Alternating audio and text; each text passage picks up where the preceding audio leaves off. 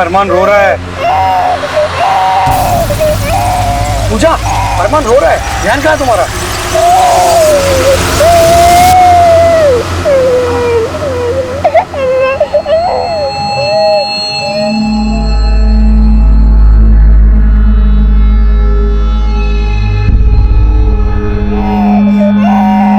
अरे अभी तक क्यों रो रहा है वो? पूजा, इसमें तो दूध ही नहीं है। तुमने दूध गर्म किया था ना?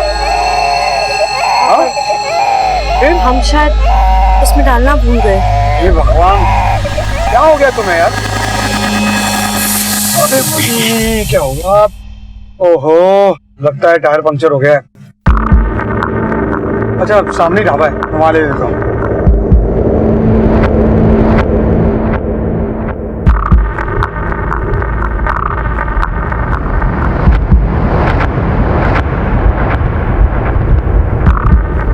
अरे यार,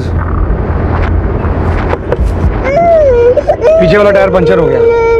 ओहो, आप टायर चेंज कीजिए, मैं जरा ये ढाबे में वॉशरूम होकर आती हूँ। एक काम करो, तुम ढाबे में जाओ और दूध ले लो इसके लिए।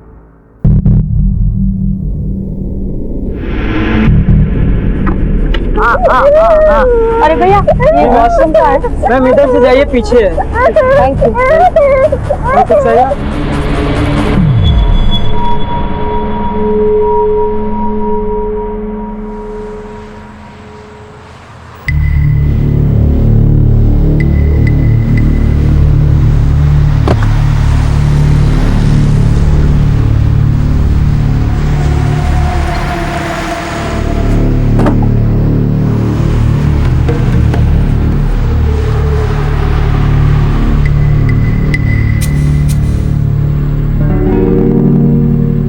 अरे वो भैया, वो एक बच्चे के साथ एक औरत थी जो टॉयलेट में गई थी, पीछे का पीला और काला सलवार सूट पहन के। देखा क्या उनको? हाँ, काफी टाइम पहले देखा था, बाथरूम गई थी। आधा घंटा हो गया बात।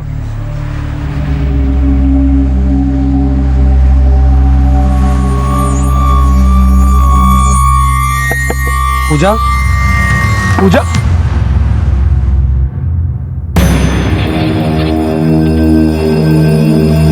पूजा, पूजा, कहाँ चली गई? अरमान! देखो भाई साहब, अभी आधे घंटे पहले मेरी पत्नी और एक छोटा सा बच्चा तो टॉयलेट में लेकर गई थी, तो आपने देखा क्या उनको? नहीं, हमको नहीं मालूम।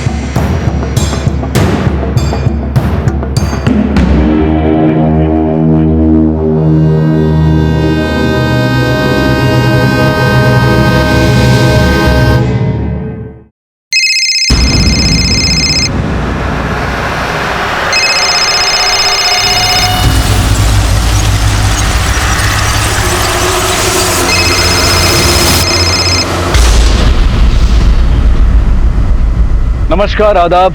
क्राइम पेट्रोल डायल 100 में आप सबका स्वागत है। जैसा कि हमने अभी देखा कि टायर पंचर होने की वजह से राकेश और उसका परिवार दिल्ली आगरा हाईवे पर स्थित ढाबे पर टायर बदलने के लिए रुकते हैं, लेकिन कुछ ही देर बाद राकेश की पत्नी पूजा और उनका बेटा अरमान वहां से लापता हो जाते हैं। वहीं दूर झाड़ियों में हमें पूजा का फोन गिरा हुआ दिखाई देता है। पूजा का फोन इस बात की तरफ इशारा कर रहा था कि पूजा और अरमान शायद किसी अनहोनी का शिकार हुए थे। वजह जो भी हो, लेकिन कोई घात लगाए इस जुर्म को अंजाम देने की फिराक में था। जहां इस वाकये ने कई सवाल खड़े कर दिए थे, वहीं तुरंत पुलिस को मदद के लिए बुला लिया गया।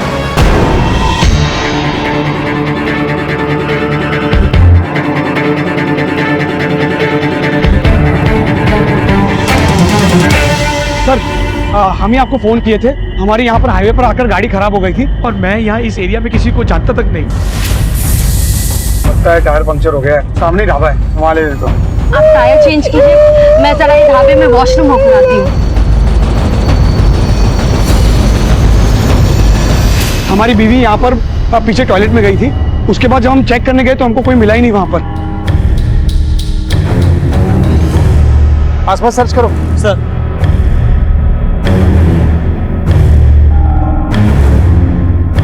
या आप लोग में से किसी ने कुछ देखा है? आप तो यहीं बाहर बैठे हुए हैं, उस औरत या बच्ची को देखा आपने? नहीं साहब, हमने तो कुछ भी नहीं देखा। पीछे की तरफ बाथरूम के पास से कोई चीखने चिल्लाने की आवाज? नहीं साहब, मैं तो टॉयलेट भी गई थी लेकिन वहाँ कोई नहीं था। ढाबे का ऑनर कौन है? हाँ साहब, मैं हूँ। बाहर आइए। यहाँ पे कौन कौन काम करता है? तुम करते हो यहाँ पे? तुम दोनों ही हो? हाँ सर। ये सब तुम लोगों ने किया है ना? बोलो। ना साहब, हमने नहीं किया साहब। हम बहुत गरीब लोग हैं साहब। बरसों से इस ढाबे पर बहुत ईमानदारी से काम कर रहे हैं साहब। हम किसी औरत को क्यों गायब करेंगे साहब? सच्ची बोलते साहब, हम लोगों ने किसी को गायब नहीं किया साहब। तुम ढाबे के पास आए और तुम्हारी गाड़ी पंचर हो गई। जी सर। फिर तुम्हें टायर में कील मिला। हाँ।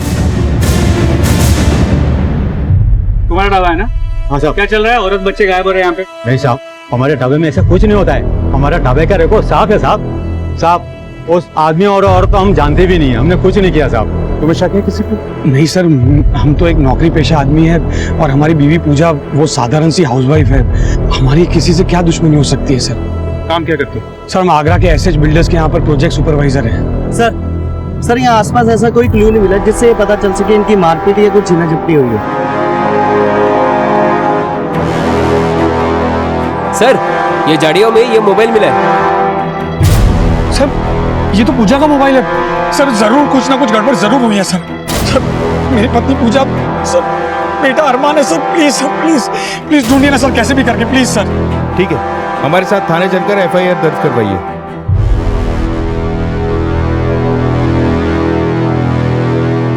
सर, ढाबे पे हाईवे के पास कील लग के गाड़ी का टायर पंक्चर और फिर पूजा और उसके बच्चे का गायब। सर, ये किडनैपिंग का मामला हो सकता है। ढाबे के अंदर भी पूछताछ की लेकिन अंदर लगता नहीं कि कोई इन्वॉल्व होगा। सही। इस केस में हवा भरने के लिए हमें एक सॉलिड क्लू की जरूरत पड़ेगी। एक काम करो, लोकल पेट्रोलिंग टीम और हाईवे पुलिस स्टेशन सब जगह पूजा और बच्चे की फोटो सर्कुलेट करते। और हाँ, हाईवे पे जहाँ जहाँ भी CCTV कैमरा है सबकी फुटेज चेक करो। इस केस का पहला कील हमें जल्द से जल्द निकालना है। सर,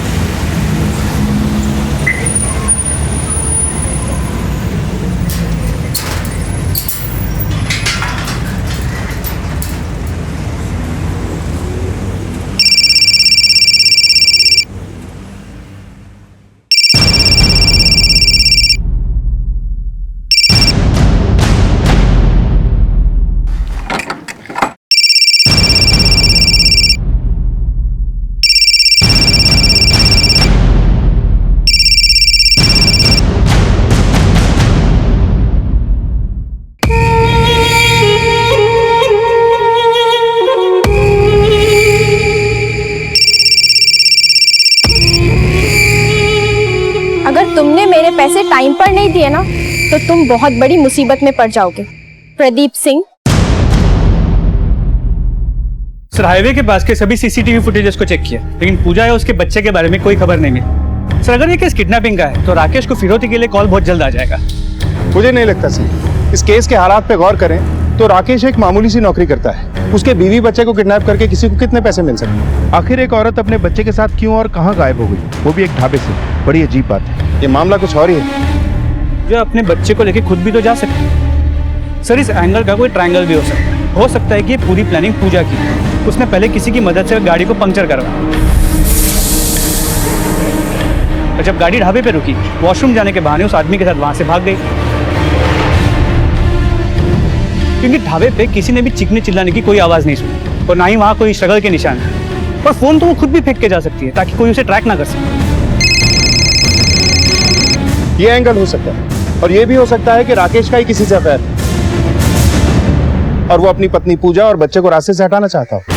जी सर, ये भी हो सकता है। होने को तो बहुत कुछ हो सकता है सर। राकेश के पड़ोसियों से राकेश और पूजा के बारे में पूछताछ करो और राकेश जिस ऑफिस में काम करता है वहां से भी पूछताछ करो और राकेश के साथ साथ पूजा के भी कॉल रिकॉर्ड खंगा लो।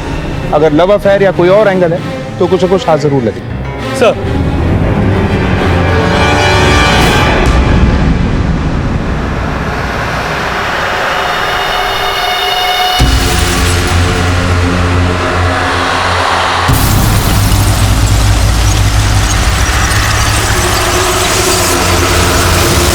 पुलिस जी जान से इस बात का पता लगाने में जुटी हुई थी कि आखिर राकेश की पत्नी पूजा और बेटा अरमान कहां गायब हो गए थे। पुलिस ने इस केस को हर एंगल से टटोलना शुरू किया। इस केस में लव ट्रायंगल से लेकर बाकी हर उस एंगल पर काम किया जा रहा था जिसकी वजह से पूजा अचानक लापता हो सकती थी।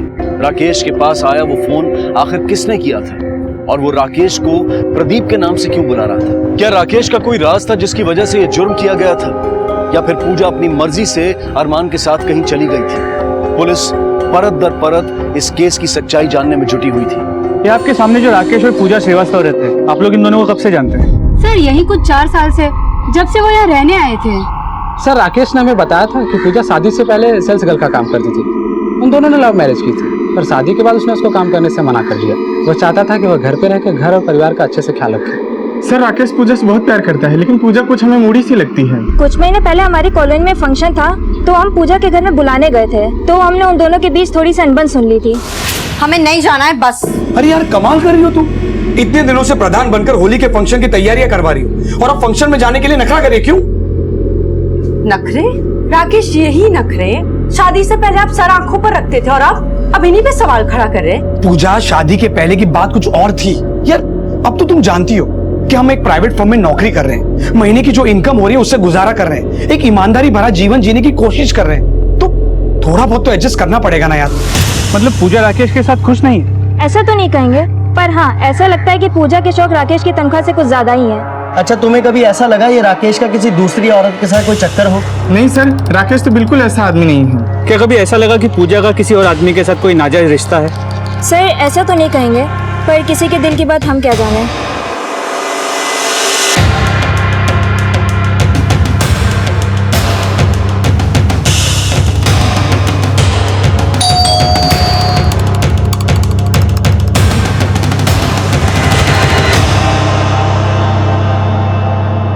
पूजा के कॉल रिकॉर्ड्स में एक नंबर है जिससे वो बहुत ज्यादा बात किया करती थी। वो नंबर किसी गुंजन शर्मा के नाम पे रजिस्टर्ड है, पर वो नंबर फिलहाल स्विच्ड ऑफ है। इस गुंजन का एड्रेस निकलवाओ और वहां जाके इसके बारे में पता करो। और वो राकेश, उसके ऑफिस से कुछ हाथ लगा? नहीं सर, उसके ऑफिस में सब लोग उसके काम से खुश हैं, और उसके कॉल रिकॉर्ड्स में भी कोई ऐसा नंबर नहीं मिला जिससे वो बहुत ज्यादा बात करता। इनफैक्ट दोनों के कॉल रिकॉर्ड्स और बैकग्राउंड चेक किए तो लगता नहीं कि किसी का कोई एक्स्ट्रा मैरिटल अफेयर होगा। आखिर ये औरत और उसका बच्चा गए कहाँ?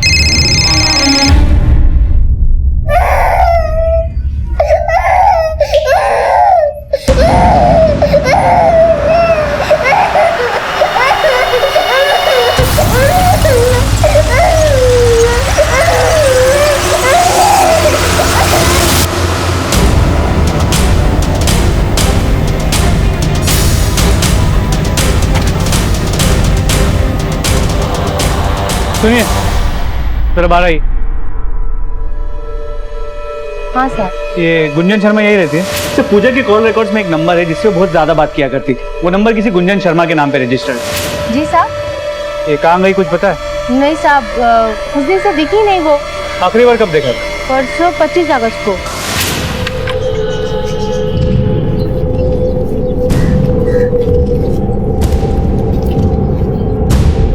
अरे गुंजन कहाँ जा रही हो? अरे भाभी मैं ना अभी थोड़ा जल्दी में हूँ, बाद में आके आपसे बात करूँ, ठीक है? ये घर उसी का है खुद का? नहीं साहब, वो तो किराए पे रहती है। किसका मकान? ये अल्ताफ भाई का घर है। गुंजन एक सीधी सादी लड़की है साहब। 6 महीने पहले वो हमारे से किराए पे मकान लेने आई थी, और जहाँ तक मैं जानता हूँ वो सिलाई और कढ़ाई करके अपने खर्चे निकालती है। गुंजन का कोई दोस्त या रिश्तेदार जो उसे मिलने आता हो? नहीं साहब, वो अकेली ही रहती है। जहाँ तक मैं जानता हूँ उससे मिलने के लिए आज तक कोई आया नहीं। आपको कुछ आइडिया है कि वो यहाँ आने से पहले कहाँ रहती थी? नहीं साहब, वो तो नहीं मालूम। ना उसने कभी बताया, ना मैंने कभी कोई देखा। कोई अंदाजा है कि अभी वो गई कहाँ है? नहीं साहब, वो तो नहीं मालूम।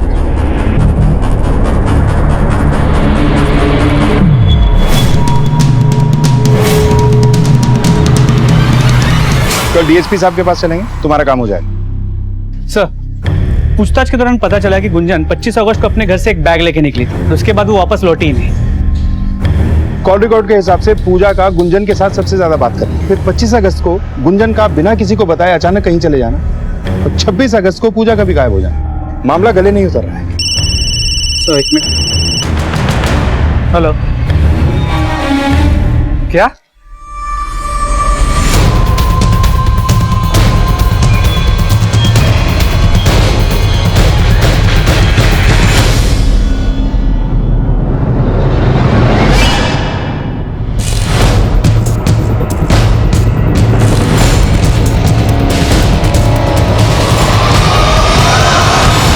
सर गले पे निशान है, गला घोट के मारा गया है। ये मामला किडनैपिंग और कत्ल का लगता है। सिंह, इसमें या तो बेवफा आशिक का हाथ है या फिर बेरहम पति का।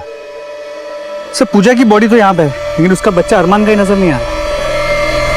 सोचने की बात तो है, लेकिन बच्चे तक पहुंचने के लिए हमें ये पता लगाना होगा कि पूजा ढाबे से 8 किलोमीटर दूर यहाँ अतरौनी में पहुंची कैसे। लगता है टायर पंक्चर हो गया है, सामने ढाबा है, मैं वहाँ ले देता हूँ। आप टायर चेंज कीजिए, मैं जरा ये ढाबे में वॉशरूम होकर आती हूँ। पूजा! गांव के लोगों से पूछताछ करो, शायद किसी ने कुछ देखा। सर, अपने बच्चे के साथ लापता दिखाई दे रही पूजा की मौत से इस केस में सनसनी फैल गई। अब तक पुलिस को यह शक था कि ये सब कुछ पूजा के किसी आशिक या पूजा के पति राकेश का किया कराया था, लेकिन पूजा के कत्ल से इस केस में कई पेचीदगियां बढ़ गई थी। अरमान अब कहां था और किसके साथ था? क्या वो भी किसी साजिश का शिकार हुआ था? सच की तलाश में पुलिस ने फौरन पूजा के गांव वालों से पूछताछ शुरू की और इस पूछताछ में जो बातें सामने आई वो काफी चौंका देने वाली थी। गांव के बाहर जो लाश मिली है उसके आसपास तुमने किसी को देखा है? हाँ से एक आदमी को जाते हुए देखा था। क्या आप उस शख्स को पहचान सकते हैं? नहीं साहब, उसने कुछ काला सा टोपा डाल रखा था तो उसकी शक्ल नहीं देख पाया, लेकिन हाँ इतना याद है कि उसने पुलिस की वर्दी पहन रखी थी। लेकिन जब तक मैं उसके नजदीक पहुंचता वो अपनी बाइक पे बैठ के चला गया। सिंह, आसपास की पुलिस बीट चौकियों से पता करो कि कल कौन सा पुलिस वाला पेट्रोलिंग पे था, खास तौर पे जिसके पास खुद की बाइक हो। लेकिन एक बात समझ में नहीं आ रही कि पूजा के कत्ल में आखिर एक पुलिस वाले का क्या संबंध हो सकता है।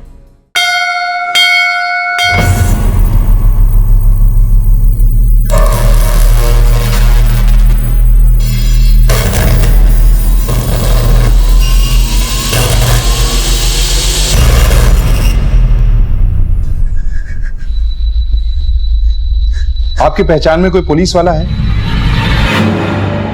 नहीं सर। याद कीजिए, पिछले कुछ दिनों में आपको या पूजा को कोई पुलिस वाला मिला हो? नहीं सर। अच्छा, आप किसी गुंजन शर्मा को जानते हो? पूजा के कॉल रिकॉर्ड्स में गुंजन शर्मा का नंबर मिला है। नहीं। देखिए, हमसे कुछ छुपाइए मत, आपके बच्चे की जान खतरे में हो सकती है। सर, मेरी पूजा तो नहीं रही, मेरे अरमान को ढूंढ लीजिए सर, मेरे अरमान को ढूंढ लीजिए प्लीज।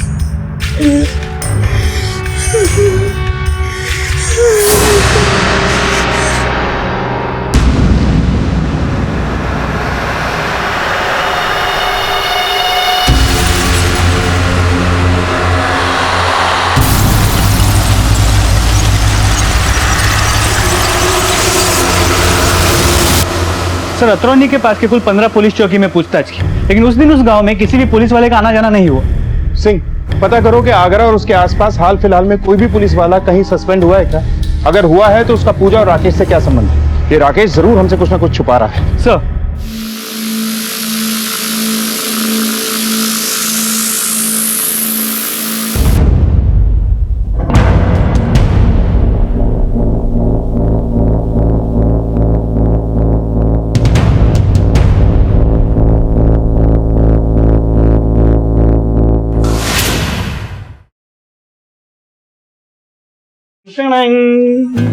अरे ये क्या है? अरे देखो और ऐश करो। गिफ्ट।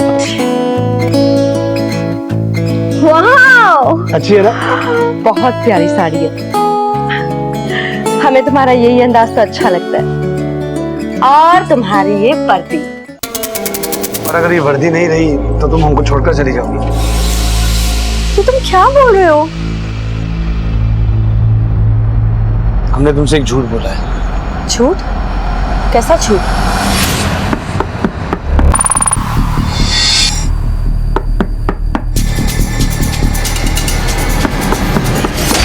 सर पोस्टमार्टम रिपोर्ट के मुताबिक 26 अगस्त को सुबह 8 और 10 के बीच पूजा को गला घोट के मारा गया। फिजिकल असॉल्ट या मोलेस्टेशन के कोई निशान? नहीं सर। और वो सस्पेंडेड पुलिस वाले के बारे में जो पता करने के लिए कहा था, उसका कुछ पता चला? उसने पुलिस की वर्दी पहन रखी थी।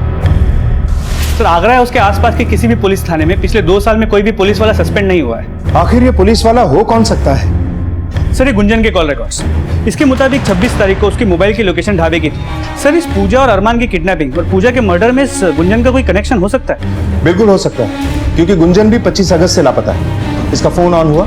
नहीं सर, अब तक नहीं हुआ। सिंह, इस केस में गुंजन का मिलना बहुत जरूरी है।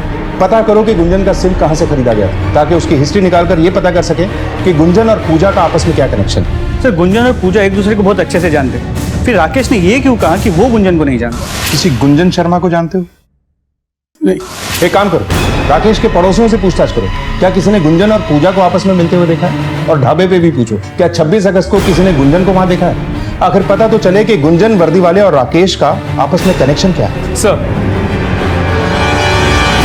अबे पगला क्या हो क्या? हाँ, पुलिस के रडार में हमारा भी फोन होगा। अगर हमारे साथ कुछ भी हुआ ना तो बता रहे तुमको, तुम भी नहीं बचोगे। चलो फोन रखो अभी। क्या आपने कभी इस लड़की को पूजा के साथ या पूजा के घर आते जाते देखा है? हाँ सर, ये तो गुंजन है, ये अक्सर पूजा के घर आती रहती थी। अच्छी सहेलियां थी सर, पूजा और वो दोनों साथ में स्कूल में पढ़ती थी। फिर गुंजन शायद पता नहीं कहाँ चली गई और अब 5-6 साल बाद फिर मिले दोनों। उनका स्कूल कौन सा? सर ये तो कभी पूछा ही नहीं मैंने। अच्छा, आपने कभी गुंजन और पूजा के बीच अनबन होते हुए देखा है? नहीं सर, वो दोनों तो बहुत सीधी सादी लड़कियाँ थी। सर ये गुंजन और पूजा एक ही स्कूल में पढ़ते थे, मगर कौन सा स्कूल ये नहीं पता। गुंजन के मोबाइल रिकॉर्ड से पता चला है कि उसकी सिम कार्ड टुंडला से खरीदा था, जो आगरा से करीब 28 किलोमीटर दूर एक शहर। जिस एड्रेस पे ये सिम रजिस्टर्ड है वहां पता करो, हो सकता है गुंजन वहीं मिले। लेकिन राकेश का गुंजन को ना पहचानने वाली बात खटकती। हो सकता है कि वो हमसे कुछ तो छुपा रहा है। हो सकता है, क्योंकि गुंजन की लास्ट मोबाइल लोकेशन 26 तारीख को ढाबे की थी और उस वक्त ये राकेश भी वहीं था। हालांकि जब हमने ढाबे के स्टाफ को गुंजन की फोटो दिखाई, किसी ने भी उसे नहीं पहचाना। सर आपका शक सही हो सकता है राकेश और गुंजन के बीच एफआईआर चल रहा और पूजा और अरमान रास्ते का कांटा बन रहे हैं। हो सकता है, लेकिन ये राकेश सच तो बोलेगा नहीं। इसका कच्चा चिट्ठा हमें इसके सामने रखना होगा। हो सकता है टुंडला से हमें कोई सबूत मिले।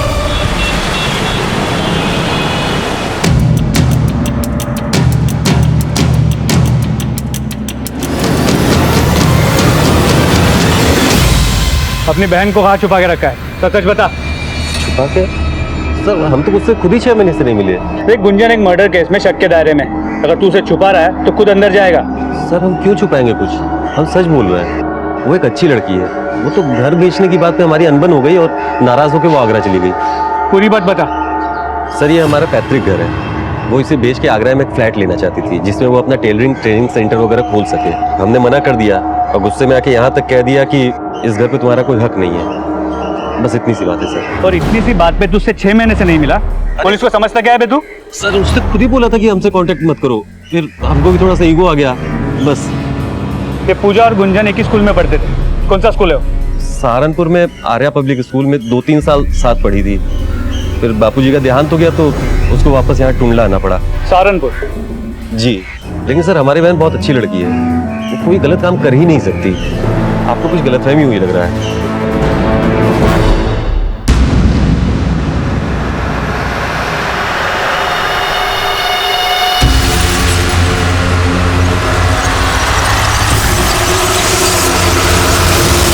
पूजा की मौत की गुत्थी इस केस के हर मोड़ पर और भी उलझती जा रही थी। पूजा के साथ गुंजन का मोबाइल लोकेशन मिलना कई सवाल खड़े कर रहा था। आखिर कहां थी गुंजन और उसका पूजा की मौत और अरमान के लापता होने से क्या कनेक्शन? अरमान इस वक्त जिन लोगों के साथ था वो लोग कौन थे और अरमान इनके पास कैसे आया था? क्या पूजा के बाद अरमान की जान को भी खतरा था?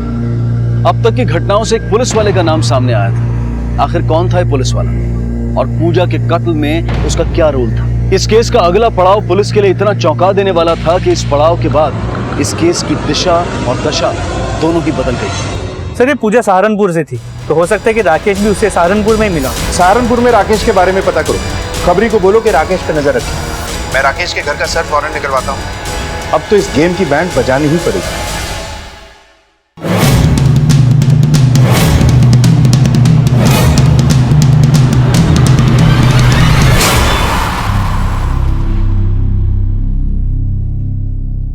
ये लो पैसे और अब यहाँ से दफा हो जाओ।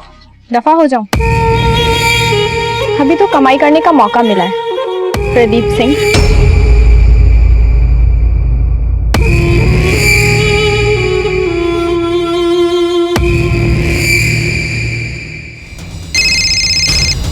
हाँ गुप्ता बोलो। क्या? ठीक है तुम वहीं रुको, सिकंदर हाईवे ले चलो जल्दी।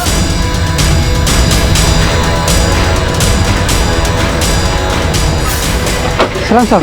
कहाँ पे? सर इधर से। लाश पूरी तरह सड़ चुकी है, आसपास चेक करो कुछ मिलता है क्या?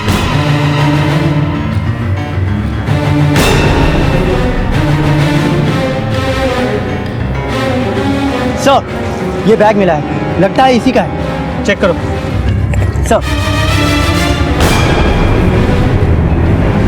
पूजा के कॉल रिकॉर्ड्स में एक नंबर है जिससे वो बहुत ज्यादा बात किया करती। वो नंबर किसी गुंजन शर्मा के नाम पे रजिस्टर्ड है। हाँ सर, ये तो गुंजन है, ये अक्सर पूजा के घर आती रहती थी। टिकट ले जाके पता करो कि बस का रूट क्या है, उसके साथ आईडी भी ले जाओ। चेक करो कि 25 अगस्त को बस में यही ट्रेवल कर रही थी या कोई और। सर ले जाओ। पूजा अपने बेटे के साथ एक ढाबे से गायब हुई थी। गुत्थी के सिरे तराशती पुलिस को उसकी लाश मिली और अब उसकी सहेली गुंजन की लाश ने तो केस को एकदम से पलट कर रख दिया। बड़ा सवाल अब भी ये था कि बच्चा कहाँ था। पुलिस बच्चे की तलाश में जुटी थी।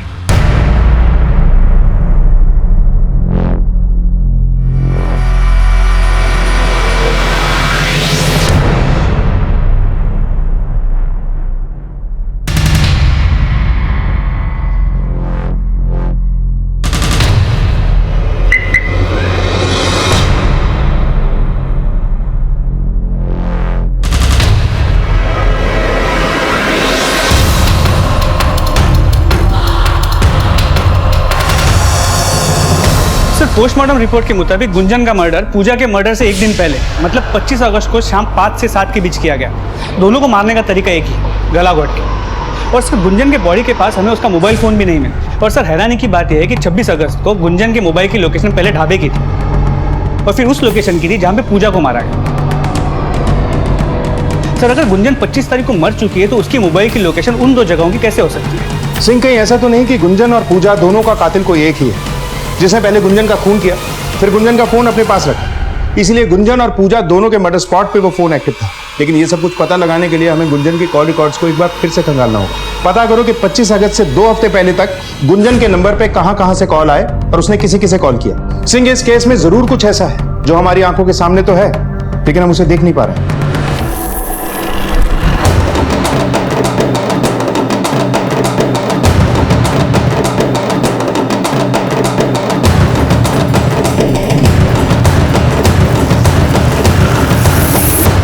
सर गुंजन के कॉल रिकॉर्ड में ये नंबर मिला है जिससे गुंजन ने 24 और 25 अगस्त को 4 से 5 बार फोन किया और उस नंबर से भी गुंजन को 3 से 4 बार कॉल आए।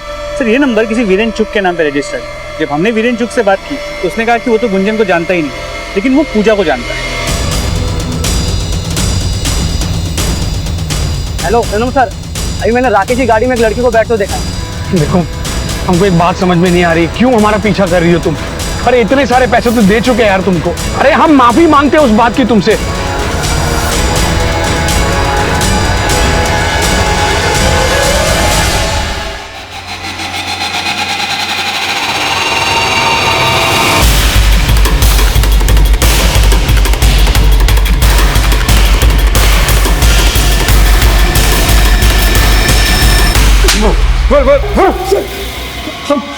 हम बताते हैं सर, हमने झूठ बोला कि हम गुंजन को नहीं जानते, क्योंकि सर हम डर गए थे कि कहीं सच का पता आपको चल गया तो आप एक बात से दूसरी बात को जोड़ न लें और पूजा का केस हम पर भारी न पड़ जाए। बाकी सर हमने और कोई झूठ नहीं बोला, सच कह रही है सर। सर वो झूठ बोल रहा है, उसका नाम राकेश नहीं है, प्रदीप सिंह है।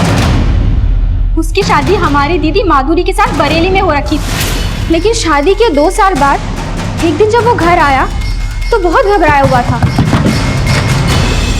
चलो चलो अंदर चलो, अंदर चलो। क्या हुआ? घबराए क्यों? बता रहे 2 मिनट में आकर बता रहे हैं। जीजाजी हुआ क्या? क्या हुआ कुछ तो बताइए। ये 25,000 रुपया रखो, इससे काम चलाना, हम कुछ दिनों के लिए बाहर जा रहे हैं। अरे जीजाजी आखिर हुआ क्या है, कुछ बताइए तो सही हमें। हम कोई पुलिस वाले नहीं और अगर इस वक्त यहाँ पर रहे तो हम पकड़े जाएंगे।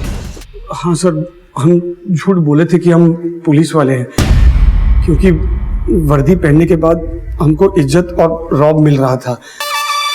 लोग आते जाते हमको सलाम ठोकते थे साहब, और जब बीवी के साथ बाजार में जाते थे तो खाना पीना फ्री में मिल जाता था और इस वर्दी के कारण पैसा भी मिल जाता था हमको।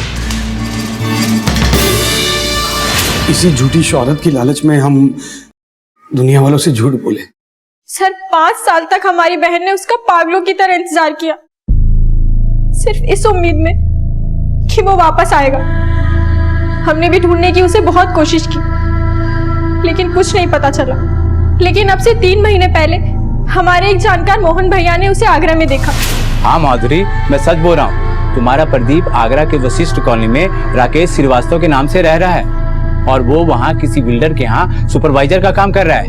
क्या? तो भैया आप अपने साथ क्यों नहीं लेके आए उन्हें?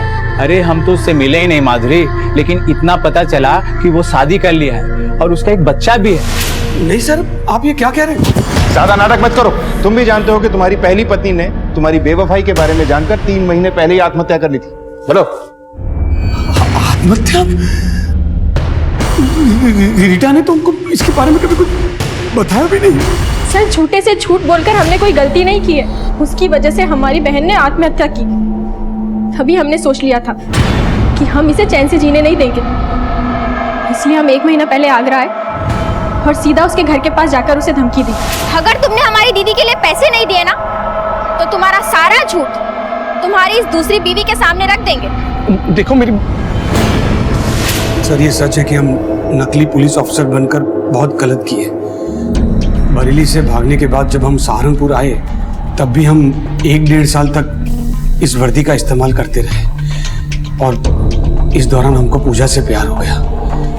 पूजा को भी हमारी वर्दी का रौब अच्छा लगता था, इसलिए हम दोनों शादी कर लिए और इसलिए हम पूजा को सब सच बता दिए। क्या तुमने हमसे झूठ बोला कि तुम पुलिस वाले हो? लेकिन हम कोई बहुत बड़ा जुर्म नहीं किए, बस यूं ही। पर तुमसे शादी करने के बाद अब हम ये झूठी जिंदगी नहीं जीना चाहते। बहुत प्यार करते हैं तुमसे। सर, हम सच कह रहे हैं। हमने प्रदीप से पैसे सिर्फ उसे परेशान करने के लिए मांगे थे, लेकिन सर हमने किसी का खून नहीं किया है। खून किया है या नहीं इसका पता तो हम लगा ही लेंगे, लेकिन ब्लैकमेल करने के जुर्म में तुम्हें हवालात की हवा तो खानी ही पड़ेगी। ये 2 सिम वाला फोन, एक से रीटा को फोन करता था ना, ताकि किसी को पता न चले। ये नंबर तूने किसी को दिया भी नहीं था। पूजा और गुंजन को क्यों मारा? सर, माँ कसम क्या कहते हैं सर, हमने किसी को नहीं मारा सर। हम झूठ नहीं बोल रहे सर। पूजा से तो हम बहुत प्यार करते थे और अपने बेटे से बहुत प्यार करते हैं सर। सर, आपसे गुजारिश है, हमारे अरमान को कहीं से भी ढूंढ लाइए सर। अब जब तक वो मिल नहीं जाता और तुम्हारा सच सामने नहीं आ जाता, तुम हमारे मेहमान ही रहोगे। Sir, sir please sir. Sir, ये गुत्थी तो उलझती ही जा रही है। सिंह, एक बार फिर वीरेंद्र चुग से मिलते हैं, जिनका नंबर हमें गुंजन की कॉल रिकॉर्ड से मिला था।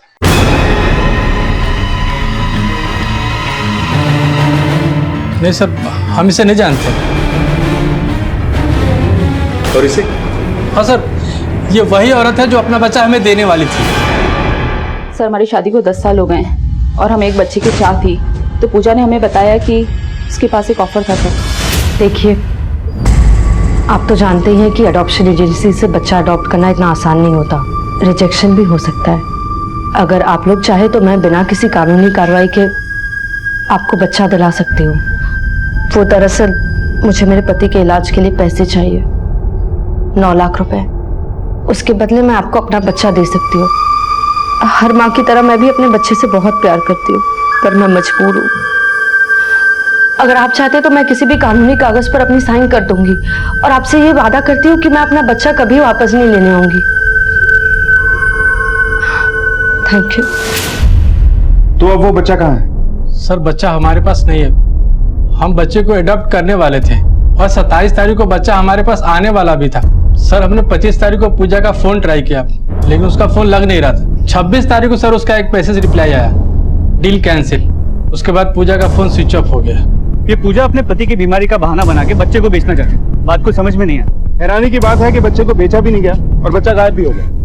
सर, ये हो सकता है क्योंकि पूजा और गुंजन साथ में मिले हुए, क्योंकि सिम कार्ड गुंजन के नाम पे था और बात पूजा करती थी। और पूजा को पैसे का लालच भी था। वो अपने पति राकेश के रहन सहन से खुश नहीं थी और गुंजन भी प्रॉपर्टी के लिए अपने भाई से लड़कर आई। सर, क्या ये मुमकिन है कि पूजा और गुंजन ने मिलकर ये प्लान बनाया कि बच्चा बेच के आगरा से कहीं दूर जाके सेटल हो जाए? लेकिन पोस्टमार्टम रिपोर्ट के हिसाब से गुंजन का कत्ल पूजा के कत्ल से पहले हुआ। तो हो सकता है कि राकेश को इनकी प्लानिंग के बारे में पूरा पता चल गया, इसलिए उसने रीटा के साथ मिलकर पूरा कांड किया और अब हमसे झूठ बोल रहे हैं। हो सकता है वो वर्दी वाला राकेश ही हो। एक बात और सर, गुंजन की लाश हमें हाईवे के पास मिली। ये वही हाईवे है जो गुंजन के गांव की तरफ जाता है। इसका मतलब है कि राकेश को पता था कि गुंजन कौन सी बस से जाने वाली है। सिंह, हाईवे पे जहां भी सीसीटीवी कैमरा है सबकी फुटेज मंगवाओ। जी सर। हमारा बच्चा चाहिए। एक मिनट, शांत हो जाइए। उसने हमारा बच्चा चुरा दीजिए साहब। बताइए बात क्या है? हम दोनों रोज रात को खाना खाने के बाद अपने बच्चे के साथ घूमने जाते हैं साहब। आज भी गए थे तो पुलिस वाला होने की वजह से साहब हमने उस पर ध्यान नहीं दिया और अचानक से उसने। आप लोगों ने इस वर्दी वाले को पहले भी देखा था? जी साहब, कल भी हमारे पास से गुजरा था साहब। शक्ल याद है उसकी? नहीं साहब, उसके सर पे हेलमेट था टिंटेड ग्लास का, इसलिए हम कुछ नहीं देख पाए साहब। ये सब नहीं पता साहब। आप बच्चा ला दो, मेरा बच्चा। उसने कुछ काला सा टोपा डाल रखा था तो उसकी शक्ल नहीं देख पाया। एक और वारदात, एक और बच्चे का गायब होना और एक बार फिर से वर्दी वाले बच्चे चोर का आतंक। आखिर कौन था यह शख्स और ये अगवा किए गए बच्चों के साथ करता क्या था? ये केस पुलिस के सामने आया अब तक का सबसे संजीदा केस था। पूजा का कत्ल, अरमान का लापता होना और अब सामने आई नई वारदातें इस केस को कई उलझनों में जकड़ रही थी। सिंह, ये वर्दी वाला तो कातिल के साथ साथ बच्चा चोर भी।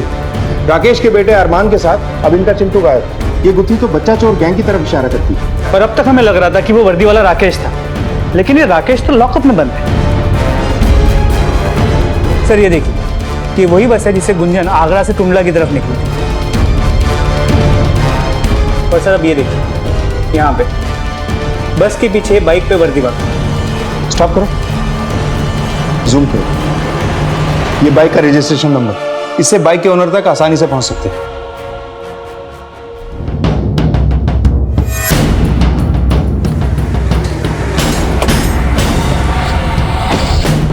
पूरे घर को छान मारो। सर बहुत शौक है ना तुझे वर्दी खेलने का? तुझे असली वर्दी का खेल दिखाता हूँ। चल हुआ क्या साहब? डाल दो गाड़ी में से। संभाल के सर, अंदर से बच्चा मिला।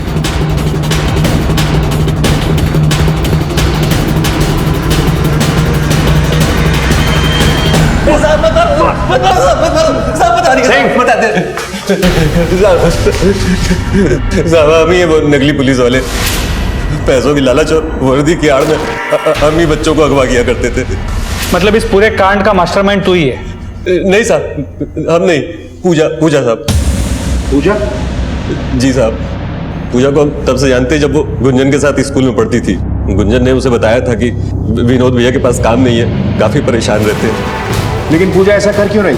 साहब वो राकेश की कमाई से खुश नहीं थी और ऐसे अनाथालयों को जानती थी जहाँ से वो उन लोगों के नंबर निकाल लेती थी जिन लोगों को बच्चे चाहिए थे। लेकिन बच्चे आते कहाँ से? साहब हम बच्चे कहीं से भी चुरा लेते थे। तो उसे मारा क्यों? किस बात के लिए हम तुम्हें ज्यादा पैसे दें?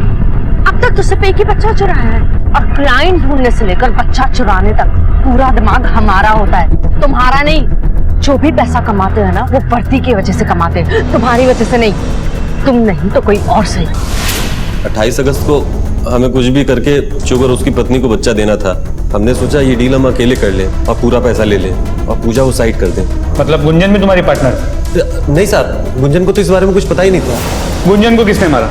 साहब एक दिन गुंजन पूजा के घर गई और गलती से उसका मोबाइल पूजा के यहाँ ही छूट गया। इत्तेफाक से उस दिन पूजा का मोबाइल खराब था। गुंजन के मोबाइल से उसने चुग को फोन लगा लिया। दूसरे दिन गुंजन अपना मोबाइल वापस ले आई, तभी चुग का मैसेज गुंजन के मोबाइल पे आया।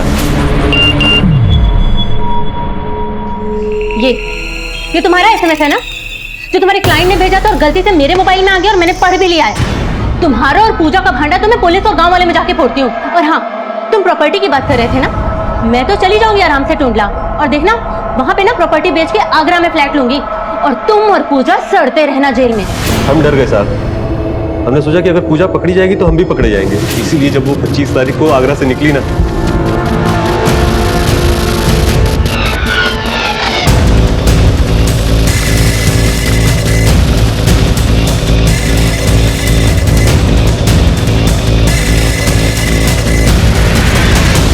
और पैसों के लालच ने तुमसे पूजा का खून करवा दिया।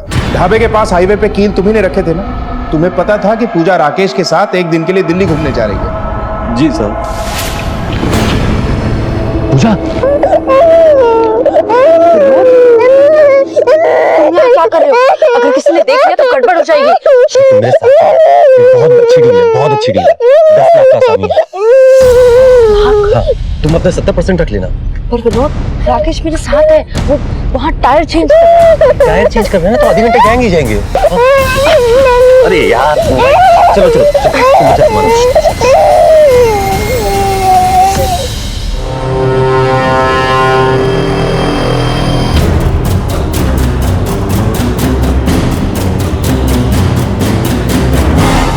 बच्चे को तूने चुक को तो नहीं दिया? नहीं साहब, हमारे पास एक दूसरी पार्टी भी थी जिसको बच्चा चाहिए था। हमने वो बच्चा उस पार्टी को 3 लाख में बेच दिया। एक तो पुलिस की वर्दी पहन के पुलिस को बदनाम करता है, दूसरा मासूम बच्चों को उनके माँ बाप से अलग करता है। साहब,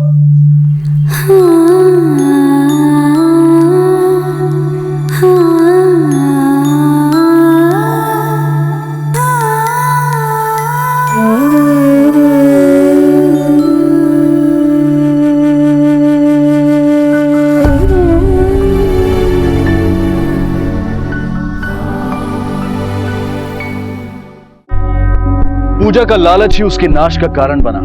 उसने अपने सपनों को पूरा करने के लिए एक ऐसा रास्ता चुना जिसकी मंजिल की तरफ ध्यान देना उसने कभी जरूरी ही नहीं समझा। विनोद को आईपीसी की धारा 302 के तहत हत्या के लिए गिरफ्तार कर लिया गया। पुलिस ने इस रैकेट का पता लगाकर न जाने ऐसे कितने ही बच्चों की जिंदगियां बचा ली जो शायद होश संभालते ही जुर्म की काली दुनिया में कदम रखने वाले थे। ईमानदारी, मेहनत और लगन ही सफलता की कुंजी है। याद रखें, मंजिल चाहे कितनी भी ऊंची क्यों ना हो, लेकिन रास्ते हमेशा पैरों के नीचे ही होते हैं। इसलिए मंजिल के ख्वाबों को नजरों में समाने से बेहतर है कि नजरें रास्ते पर टिकी हों ताकि कोई गलती ना होने पाए। देखते हैं हमारे आज के एपिसोड की दूसरी कहानी। और एग्जैक्टली उसी दिन जिस दिन ऋतु गायब हुई, तुमने तो कहा था कि घर से तुम बाहर ही नहीं निकलती। कहाँ गई थी? गई थी ना बाहर, मैं मंदिर। कौन से मंदिर? इच्छा पूर्ति मंदिर, वो पीछे है ना, पास में ही तो है, वहीं गई थी। ये फोटो निकालो।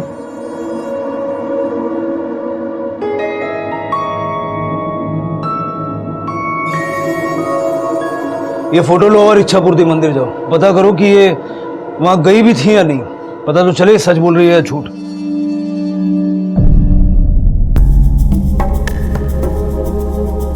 साहब, मेरी लाली के बारे में कुछ पता चला साहब? फिलहाल तो नहीं पता चला है। क्या ये?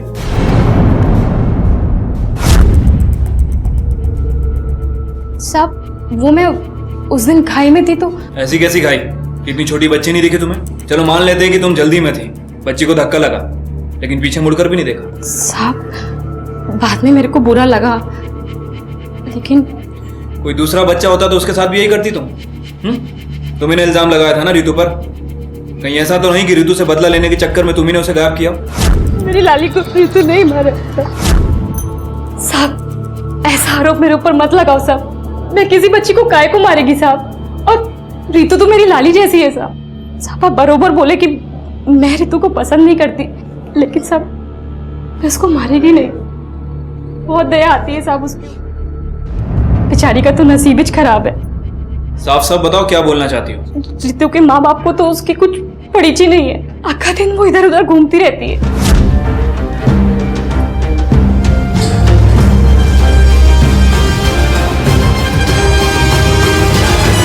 पहले तो लाली के मर्डर के लिए रितु पर इल्जाम लगा रही थी, और अब तुम्हें रितु के लिए बुरा लग रहा है। साहब, रितु तो मेरी लाली जैसी है। मैं इसको कभी नहीं मारेगी साहब। काय को उसको मारेगी?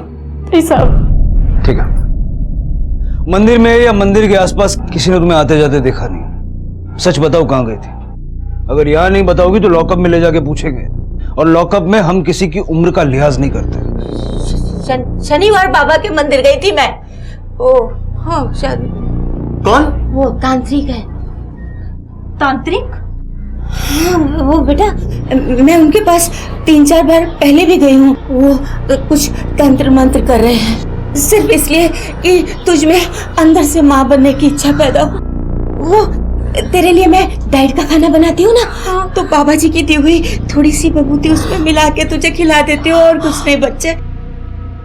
मैंने वो ये चक्कर क्या है? जो बच्ची है आपकी, उसकी तो आप कोई परवाह नहीं करते, फिर से बच्चा चाहिए। सर रितु हमारी बेटी नहीं है, शी इज अडॉप्टेड। उसे गोद लिया था हमने। एक बच्चे को गोद लेना खिलौना खरीदने जैसा नहीं है कि जब मन भर गया तो उसे फेंक दिया जाए। ये एक ऐसी जिम्मेदारी है जिससे मुंह नहीं मोड़ा जा सकता। एक ऐसा दायित्व है जिसे शायद रितु के माता पिता और दादी कभी समझ ही नहीं पाए।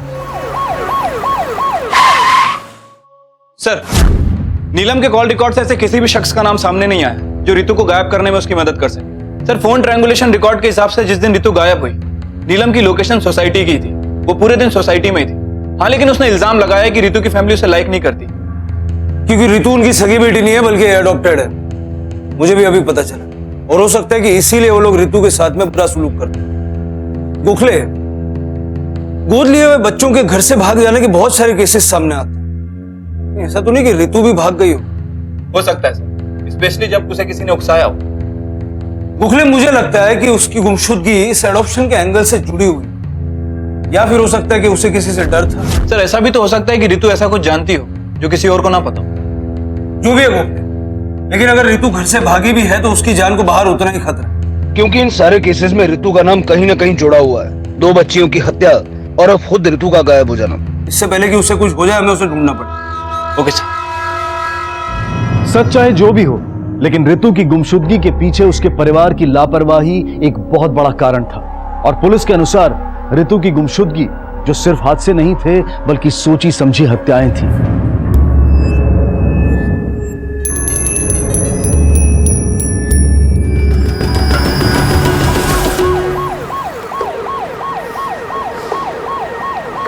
आई होप वो ठीक हो।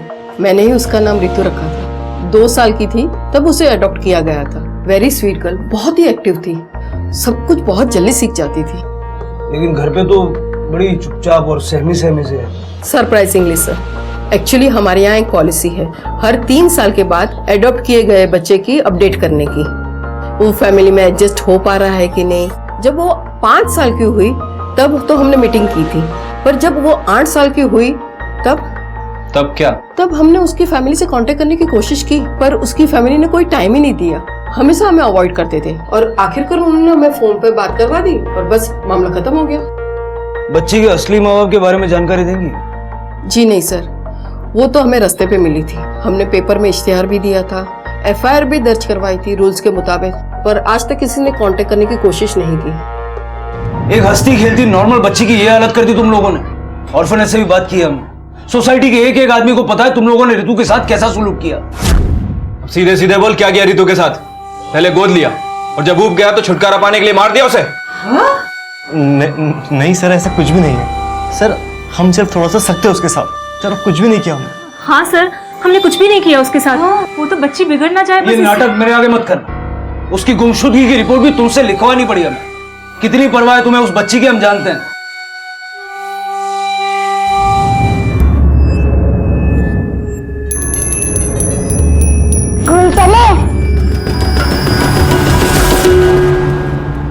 सर, हमने जो रितु का फोटो सर्कुलेट करवाया था काम कर गया है। दहिसर के किसी एरिया में उसे स्पॉट किया गया। दहिसर? पता करो दहिसर में एग्जैक्टली कहां देखी गई थी। आसपास का एरिया स्कैन करो, लोगों से पूछताछ करो। Okay sir.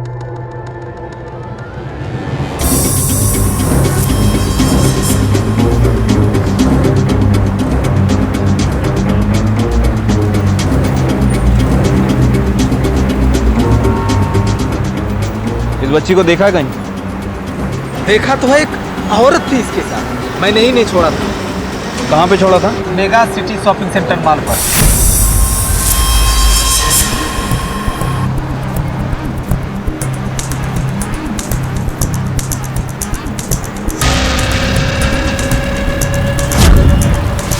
अच्छा, जो औरत थी उसकी शक्ल याद है? शक्ल तो याद नहीं है, लेकिन उसने बहुत अच्छे कपड़े पहने थे। स्केच तो बनवा सकते हो ना? थोड़ी मदद कर सकता हूँ। ठीक है। इस बच्ची के साथ एक औरत थी जो इस मॉल में आया था, तो जानते हो इसके बारे में? हाँ साहब, ये बच्ची के साथ एक औरत तो आई थी, क्योंकि ये बच्ची गिर गई थी साहब और बहुत रो रही थी, लेकिन वो लोग अंदर नहीं आए, बाहर से बाहर ही चले गए। अच्छा, जो औरत थी उसकी शक्ल याद है आपको? शक्ल तो पूरी तरह से याद नहीं है साहब। स्केच बनवा सकते हो? कोशिश करूंगा।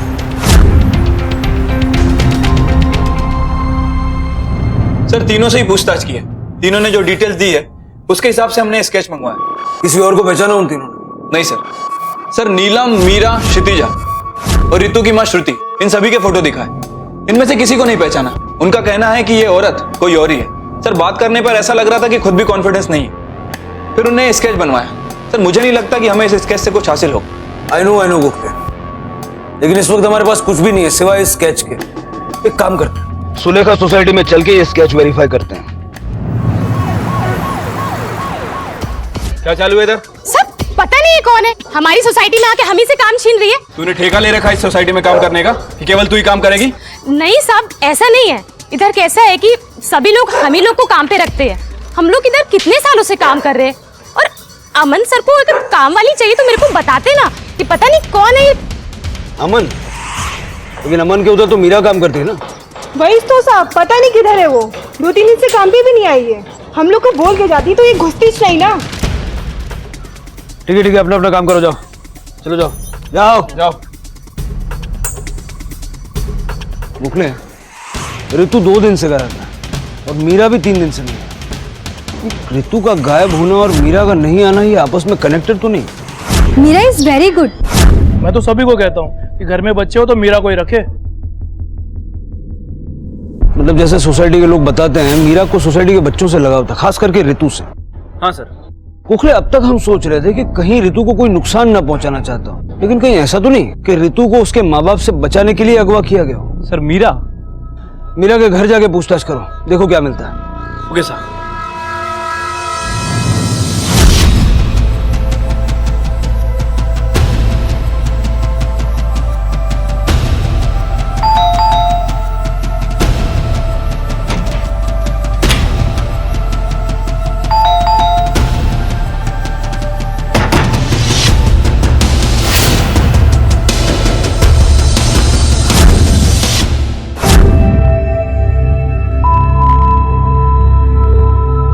और तीसरी बच्ची ऋतु लापता थी और उसकी तलाश ने पुलिस को पहुंचाया मीरा की मौत तक। और विडंबना यह थी कि हर एक नई वारदात थी पुलिस के लिए नई बढ़त साबित हो रही थी। लेकिन अपराधी तक पहुंचने के लिए कभी ना कभी पुलिस का उससे एक कदम आगे पहुंचना बहुत जरूरी था। वक्त बहुत कम था और एक मासूम जान खतरे में थी, ऋतु की।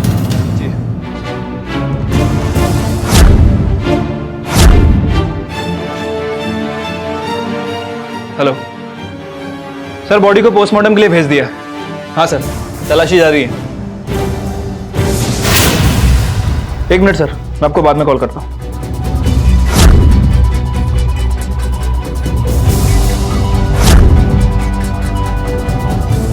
ऋतु सर, ये कुछ सामान मिला है।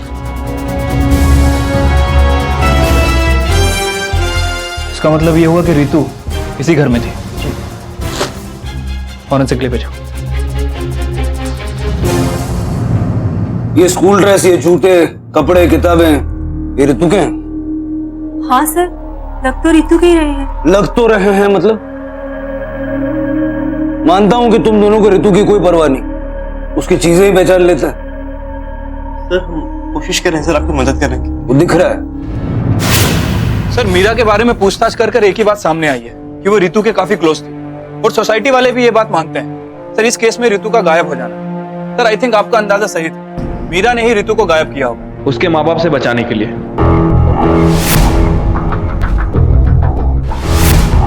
गोखले, सबसे पहला सवाल तो ये उठता है कि मीरा ने ऋतु को खुद से किडनैप किया या फिर किसी और के लिए सिर्फ अपने घर में रखा। और उससे भी बड़ा सवाल यह है कि ऋतु मीरा के मरने से पहले भागी या मीरा के मरने के बाद, या फिर कोई और था जो ऋतु को अपने साथ ले गया। सर इस केस में ऑलरेडी 2 बच्चियों की जान जा चुकी। सर मुझे नहीं लगता कि ऋतु के जिंदा होने के कोई चांसेस है। और सर अब ये मीरा की मौत। एक और एंगल है गोखले, ऋतु का बचपन काफी ट्रॉमेटिक रहा है। मतलब एक ऐसी बच्ची जो ऑर्फनेज से एक ऐसे घर में आई जहाँ किसी को उसकी परवाह। ऐसे बच्चे की दिमागी हालत क्या हो सकती? कहीं ऐसा तो नहीं कि ऋतु ने ही लाली, विजय और मीरा को मारा, फिर डर के मारे भाग गई? सर ऐसा भी तो हो सकता है कि ऋतु के साथ देखी गई औरत मीरा ही। ये कंफर्म करने का तो एक ही तरीका है। साहब मेरे को काहे सब लफड़े में घसीट रहे हैं? ए, जितना पूछ रहा हूँ जवाब दे। क्या यही वो औरत है? हाँ साहब, यही है वो। साहब अब मैं जाऊं? ठीक से देख और बता। लगती तो ऐसे ही हैं, पर बराबर बता नहीं पाऊंगा। एकदम पूरी गारंटी के साथ नहीं बोल सकता कि लड़की के साथ यही थी या नहीं। ठीक है जा। ठीक है साहब। बोल वो। सर वही हुआ जिसका डर था। इस केस से कंफर्म नहीं हो पा रहा है कि वो स्केच मीरा का है या फिर किसी और का। सर अभी भी ये सवाल बना हुआ है कि आखिर मीरा ने ऋतु का किडनैप क्यों किया। शायद हमें नए एंगल से सोचना चाहिए गोखले।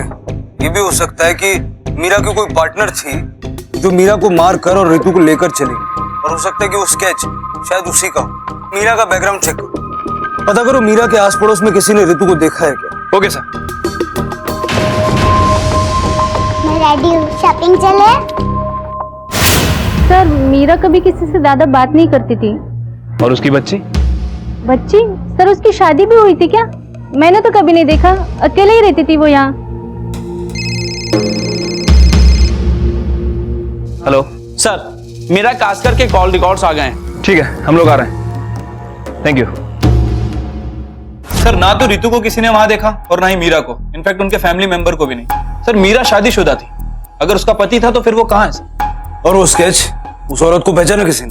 नहीं सर, मीरा कुछ साल पहले ही वहां पे शिफ्ट हुई थी, अकेली ही रहती थी, ज्यादा किसी से बात नहीं करती थी। सर कॉल रिकॉर्ड के हिसाब से वो 2 लोगों के टच में थी। एक नंबर तो नीलम के नाम रजिस्टर्ड है और दूसरा किसी बैंक का एम्प्लॉई।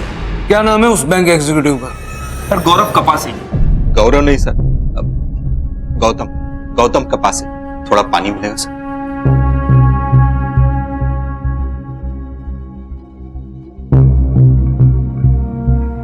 अब ठीक से बताओ क्या बोल रहे थे तुम? लोन मांग रही थी सर। समझो ना गौतम साहब। अरे नहीं हो सकता, बैंक में काम करता हूँ, इसका मतलब ये नहीं कि सबको उठाते लोन देता रहूं। अरे लेकिन पहले तो आप कुछ। पहले का टाइम अलग था, अभी का टाइम अलग है। नहीं हो सकता मतलब नहीं हो सकता। अरे अगर पैसे नहीं मिले ना तो मर जाऊंगी मैं, बहुत बड़ी बीमारी है। मतलब तुम उसे पहले से जानते थे? कैसे? हाँ मतलब उसका डांस देखने जाता था पहले। डांस? बार में डांसर थी वो, वहीं मिली। Meera bar dancer?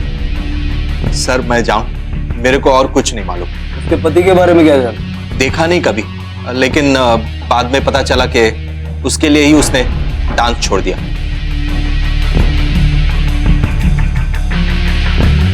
जाओ। गोखले मीरा बार डांसर थी, उसका वास्ता गलत लोगों से, क्रिमिनल्स से रहा होगा। हो सकता है कि उसके लिंक्स चाइल्ड ट्रैफिकिंग करने वालों के साथ भी हो।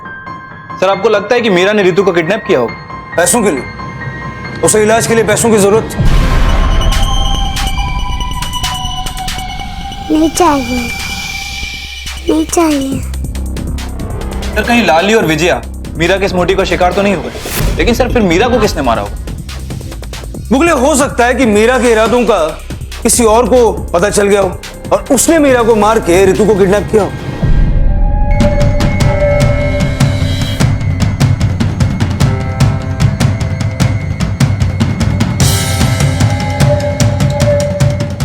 मुगले अगर रितु जिंदा है तो उस तक पहुंचने की हमारे पास एक ही घड़ी, और वो है मीरा।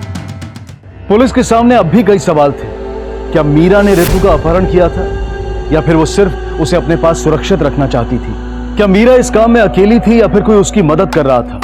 रितु को आखिरी बार जिस औरत के साथ देखा गया था, क्या वो मीरा ही थी या फिर कोई और?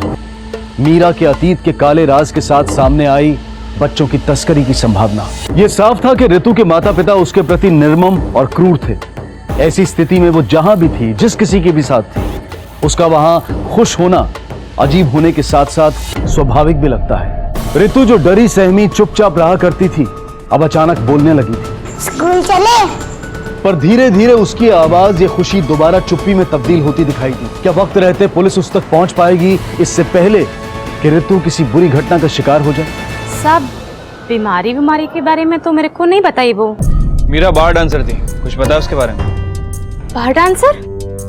नहीं साहब, मेरे को इसके बारे में कुछ नहीं मालूम, और अगर ऐसा कुछ होता तो मैं उसे अपने आजू बाजू भटकने भी नहीं देती। पैसों की तंगी को लेकर कभी कोई बात की थी उसने? बोलेगी या फिर ले चलूं थाने? वो सब एक बार वो मेरे को बोली पैसे के बारे में, लेकिन सब उसके बाद मेरे को नहीं मालूम साहब, बहुत समय हो गया। इसका मतलब मेरी विजय को मीरा ने मारा, जो वो मर गई, उसके पापों की सजा मिल गई उसे। विजू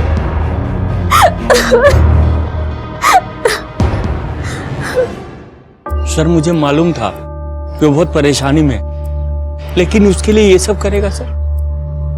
थोड़ा बहुत मदद हम लोग कर सकते हैं सर, लेकिन एडवांस इतना सर? एक दिन आकर मुझसे 25,000 रुपया मांगने लगा। सर मुझे कैसे पता हुआ कि वो पहले क्या काम करती थी? हाँ उसने मेरे से पैसे जरूर मांगे थे, मेरी खुद ही तंगी चल रही थी तो मैंने उसे मना कर दिया, लेकिन जब मैंने इससे बाद में पूछा तो उसने बोला कि उसका अरेंजमेंट हो गया था। अगर मेरे पास पैसे होते तो मैं ज़रूर दे देता। अरेंजमेंट हो गया मतलब? कब की बात कर रहा है? आई थिंक उसके गायब होने से पहले 1-2 दिन पहले की बात है। सर एक बात तो कंफर्म है कि मीरा पैसों के लिए डेस्परेट थी, किसी भी हद तक जा सकती थी। सर सोसाइटी में भी किसी ने उसकी मदद नहीं की और बैंक से भी उसका रिजेक्शन हो गया। सर आखिरकार इतना पैसा उसके पास आया कहां से? गोखले, कोई तो है जो अभी भी हमसे झूठ बोल रहा है, क्योंकि इतना तो हम जान गए कि लाली और विजया को धक्का देने वाला सोसाइटी में से कोई था। मेरी लाली को रितु नहीं मारा, क्योंकि सीसीटीवी फुटेज में भी बाहर का कोई आदमी आते या जाते दिखा नहीं। सब अपनी बिल्डिंग के लोग हैं, कोई भी बाहरी आदमी नहीं है।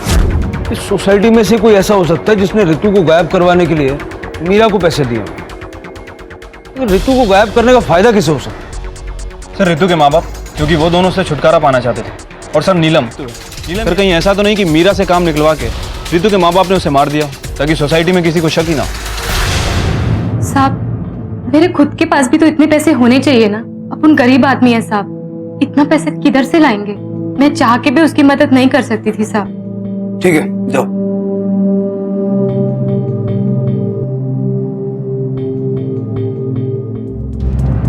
पूछताछ के दौरान हमें पता चला कि बहुत पहले मीरा तुम्हारे यहाँ काम करती थी, फिर एक झगड़ा हुआ बहुत बड़ा और तुमने उसे नौकरी से निकाल दिया। क्या हुआ? अगर यहाँ नहीं बताना तो लॉकअप में चल के पूछते। नहीं सर, बताते हैं। सर वो हमें ही ज्ञान देने लगी थी, हमारे पर्सनल मैटर में घुसने लगी थी। क्या पर्सनल मैटर्स? सर वो मीरा, उसे लगता था कि हम रितु के साथ कुछ ज्यादा ही सकते हैं। उसी क्या प्रॉब्लम है सर? रितु हमारी बेटी है ना, हम जैसे चाहे वैसे रखे उसे। 2 टके की नौकरानी लात मार के निकाल दिया उसे। क्या री, मेरे घर के मामले में बहुत टांगड़ आने लगी है। चल निकल यहाँ से, चल अभी के अभी निकल जा, अब दोबारा अपनी शक्ल मत दिखाना। लेकिन हमने तो सुना कि उसी ने नौकरी छोड़ दी, और वैसे भी एक नौकरानी को नौकरी छोड़नी पड़ जाए, ऐसा क्या कर रहे थे आप रितु के साथ? बच्ची को अगर कुछ हो गया ना, तुम दोनों को छोड़ूंगा नहीं मैं। बच्ची को मिल जाने दो, उसके साथ बुरा व्यवहार करने की सजा तो मैं तुम्हें दिलवा के रहूंगा। सर तुम लोग जा सकते हो, लेकिन शहर छोड़ के मत जाना, जरूरत पड़ेगी तो फिर बुलाऊंगा। जी सर।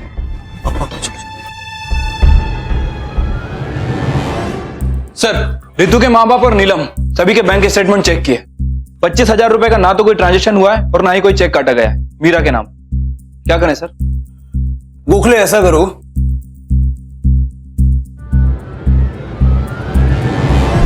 झूठ क्यों बोला तुम? नहीं साहब, मैं झूठ काहे को बोलेगी? जहां जहां तू काम करती है सभी जगह पूछताछ की हमने। हाँ सर, मैं जब काम पर से वापस आ रहा था तब मैंने देखा था नीलम मीरा को पैसे दे रही थी।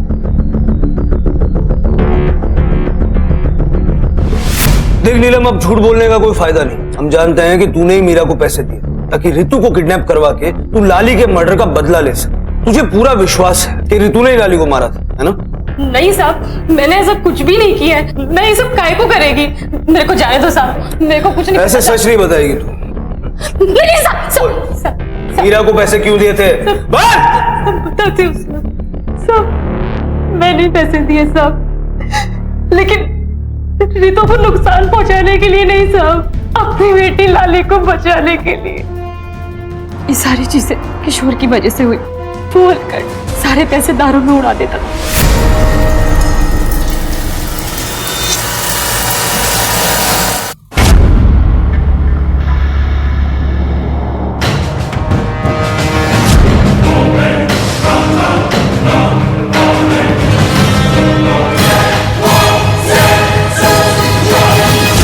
अपनी बेटी को बेचने वाला था। मैं नहीं चाहती थी कि मेरी लाली के साथ कुछ भी ऐसा हो, और सब लाली को बचाने के लिए मेरे पास सिर्फ एक ही रास्ता था।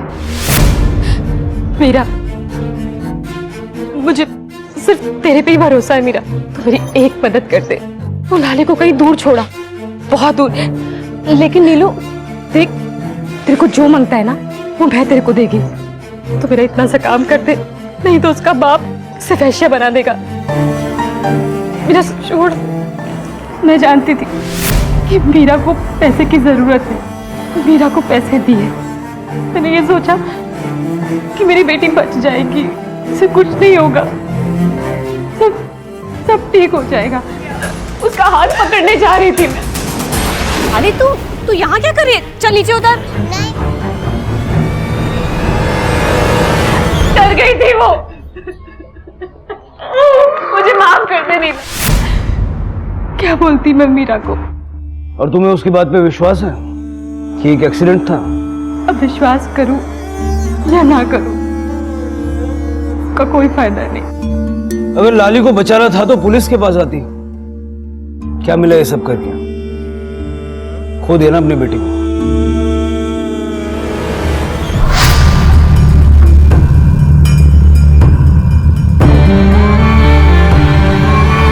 Sir I am sure Meera ने नीलम से झूठ बोला। सर 3 वारदातें, एक बच्ची मिसिंग है और तीनों ही विक्टिम्स एक ही सोसाइटी से। लेकिन मीरा को तो ऑलरेडी पैसे मिल चुके थे, फिर लाली को मारने का फायदा क्या? और लाली का केस तो क्लियर है, लाली की मां ने खुद मीरा को पैसे दिए। लेकिन ये रितु और विजया, इनका क्या? सर मीरा कास्कर की पोस्टमार्टम रिपोर्ट। ठीक है तुम जाओ जी। सर बायोनेट, संगीन तो बंदूक के आगे लगी होती। वो तो या किसी मिलिट्री वाले के पास हो सकती है या किसी पुलिस वाले के पास। सर रिपोर्ट के हिसाब से ना तो उसे कोई बीमारी थी और ना ही बॉडी में कोई दवाई का अंश मिला है, ना ही कोई फिंगरप्रिंट है और ना ही कोई सेक्सुअल असोल्ट।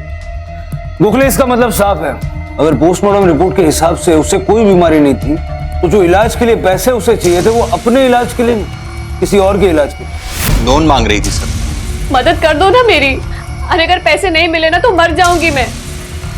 बहुत बड़ी बीमारी है। थोड़ा बहुत मदद हम लोग कर सकते हैं सर, लेकिन एडवांस इतना सर, एक दिन आकर मुझसे 25,000 रुपया मांगने लगा।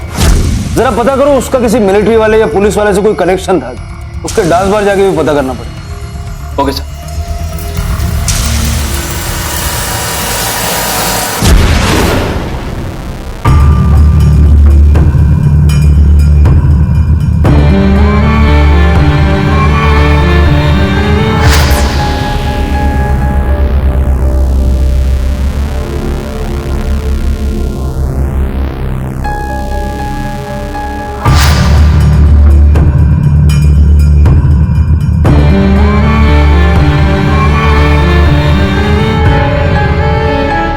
चले?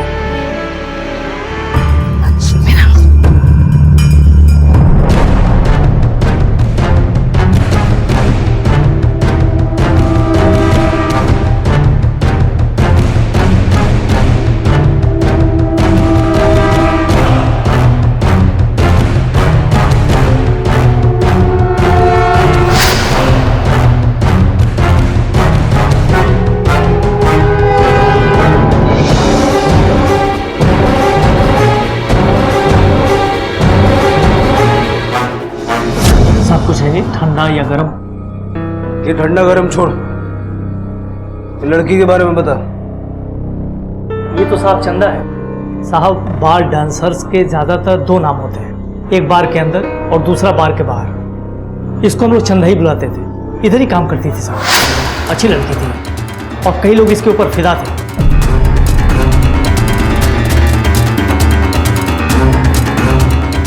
प्यार व्यार के चक्कर में पड़ के सब कुछ इसने बर्बाद कर दिया।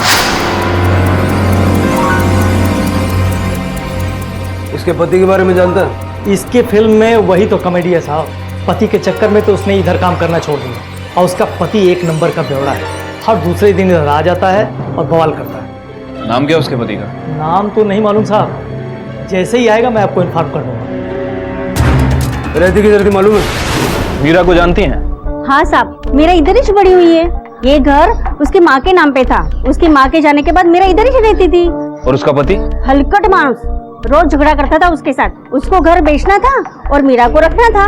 एक बार तो जबरदस्त तमाशा हुआ, मीरा ने उसको सबके सामने घर से बाहर निकाल दिया। वे हलकट साले निकल यहाँ से, दोबारा नजर मत आ जाना यहाँ पे। अब बहुत चर्बी चढ़ गई तेरे को। हाँ निकल यहाँ से, निकल। अरे चल चल, बहुत जगह तेरे। अरे जा जा, तू जा यहाँ से, हट। देख लूंगा तेरे को।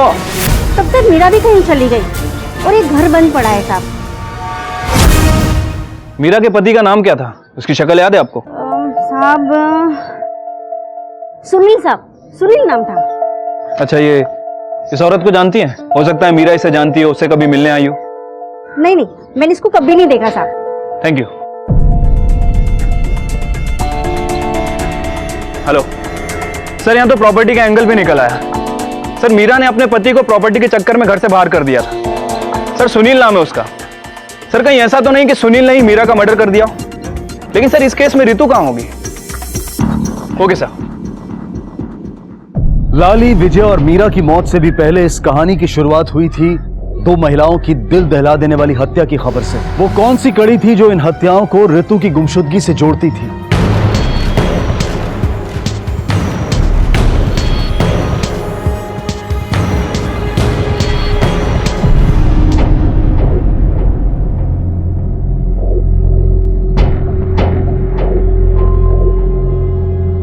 कदम सर, ये अपना मलाड जुरिडिक्शन में एक मर्डर केस इन्वेस्टिगेट हो रहा है। विक्टिम का नाम मीरा कास्कर है। केस डिटेल्स निकालो, पता करो कि केस कौन हैंडल कर रहा है। Okay sir.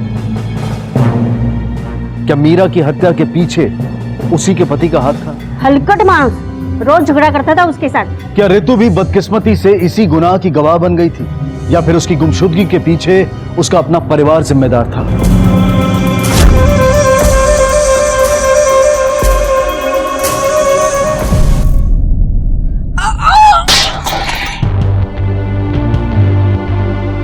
सुना है काला जादू भी करती हैं।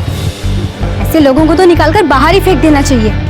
आज अपनी पोती को गायब करवाया है, कल पता नहीं किस किस को गायब करवाएंगी। नवरात्र की बात चल रही है क्या? भाई मैं तो कहता हूँ डीजे रखते हैं, सभी को मजा आएगा और बच्चे भी एंजॉय करेंगे। तू तो रहने दे, अपनी बेटी को खुद गायब करवा के और बच्चों की मनोरंजन की बात कर रहा है। अभी हादसा हुआ, आप में से कौन यहाँ था?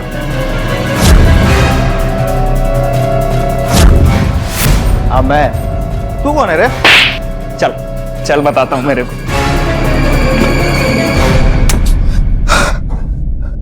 रितु का? कौन रितु साहब? वही रितु जो सुलेखा सोसाइटी में रहती है, 8 साल की बच्ची। इसका किडनैप किया है तूने। बोल कहाँ है? मैंने किडनैप? तब मैं तो जानता भी नहीं उसको।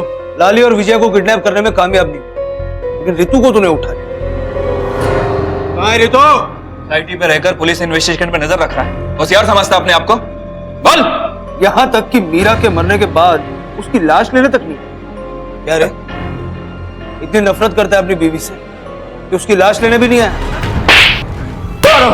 मारो मेरे को।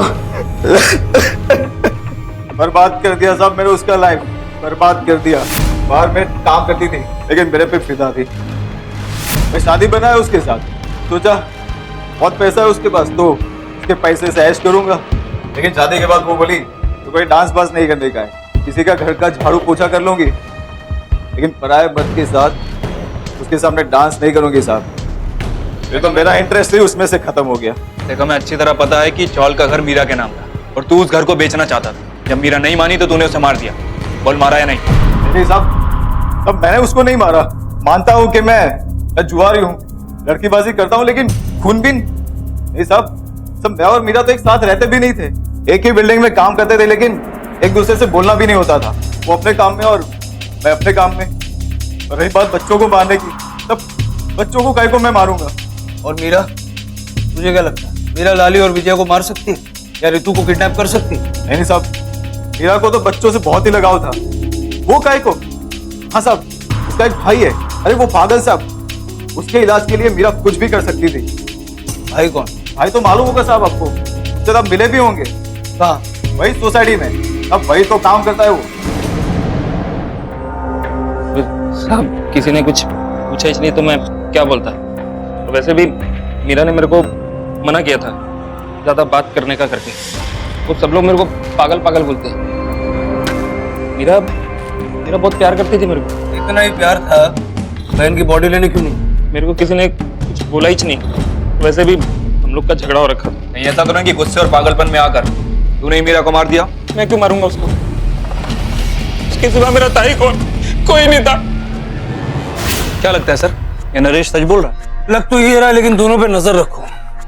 मुझे कमाल की बात है, मीरा, उसका पति और उसका भाई इतने टाइम से एक ही सोसाइटी में काम कर रहे थे, किसी को भनक तक नहीं लगी। सर, मुझे तो इस सुनील पर ही शक है, क्योंकि प्रॉपर्टी अभी भी मीरा और नरेश के नाम रजिस्टर्ड है। सुनील ने मीरा से प्रॉपर्टी के चक्कर में शादी की थी और नरेश की दिमागी हालत सही नहीं। सर, इस केस में अगर मीरा कहीं गायब हो जाती है या फिर उसका कहीं मर्डर हो जाता है तो प्रॉपर्टी ऑटोमेटिकली सुनील के हाथ चली जाएगी, क्योंकि वो अभी भी उसका पति है, उन दोनों के बीच डाइवोर्स नहीं हुआ। अगर सुनील ने मीरा को मारा तो रितु कहाँ?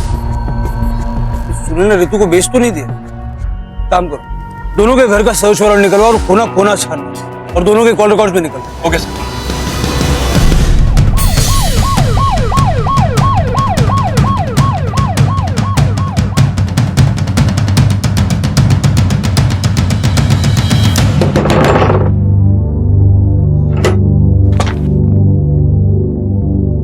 घर की तलाशी ले लेते रहो। मेरे घर की तलाशी? T shirt.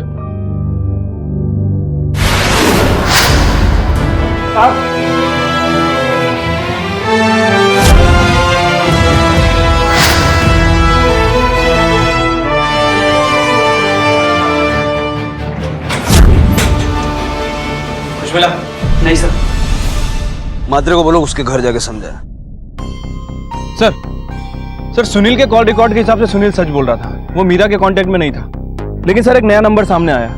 सुनील अक्सर इससे बातें किया करता था, किसी सोना के नाम रजिस्टर्ड है। कौन है ये सोना? सर इसके बारे में तो कुछ ज्यादा पता नहीं है, मैं इसकी डिटेल्स निकलवा रहा हूँ। उखले कहीं ये सोना वो स्केच वाली औरत तो नहीं है? अब तक हम सोच रहे थे कि वो स्केच वाली औरत मीरा की पार्टनर है। ये भी तो हो सकता है कि शायद सुनील इससे मिला हुआ हो। उखले इस सोना को ढूंढना होगा, क्योंकि अगर ये सोना स्केच वाली औरत है और सुनील इससे मिला हुआ है तो इट इज क्वाइट पॉसिबल कि सुनील ने अब तक उसे अलर्ट कर दिया होगा। स्विफ्ट एक्शन लो गोखले। Okay sir. सर आपने जो बोला था दहिसर ईस्ट वाली मीरा कास्कर के बारे में, ये है उसकी पोस्टमार्टम रिपोर्ट।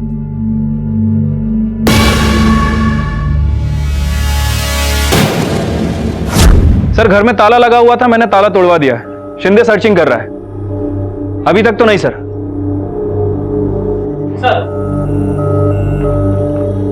सर अंदर कुछ नहीं मिला। सर मैं आपको बाद में कॉल करता हूँ।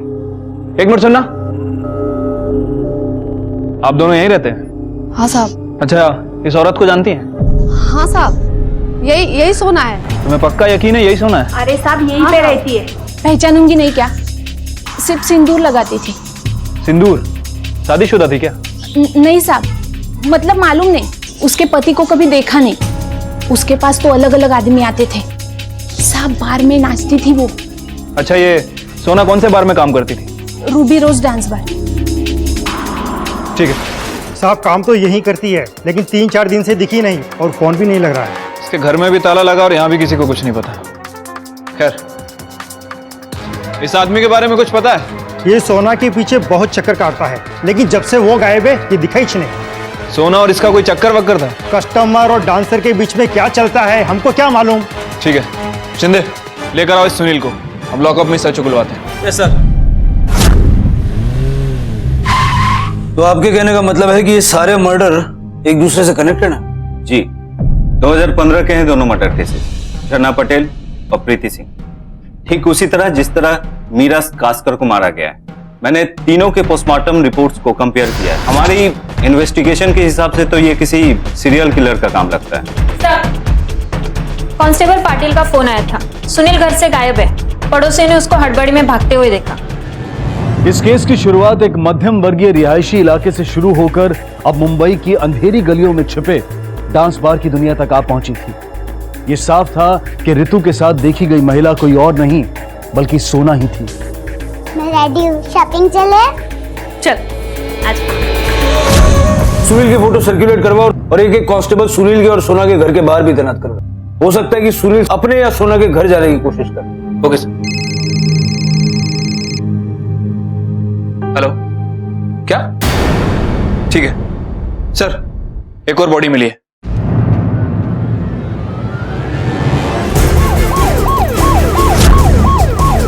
किधर है?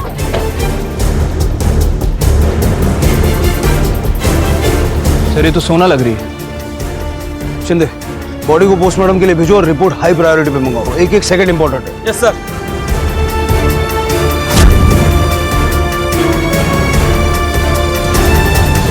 सर रितु को आखिरी बार सोना के साथ देखा गया था और सोना अब रही नहीं। सर कहीं ऐसा तो नहीं कि सुनील नहीं सोना को?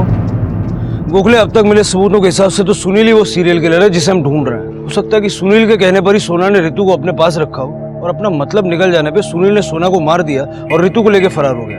सर अगर रितु जिंदा हुई तो सुनील का अगला टारगेट हो सकती है। You right. इससे पहले कि सुनील किसी और को नुकसान पहुंचा पाए हमें उसे दबोचना होगा।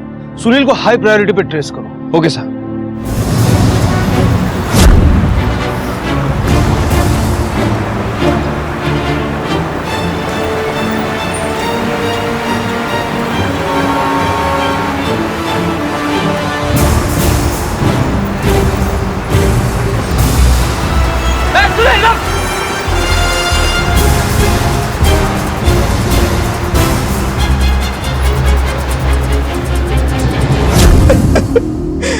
साहब मैं डर गया था, सच्ची डर गया था साहब, लेकिन आई शपथ मैंने कुछ नहीं किया साहब।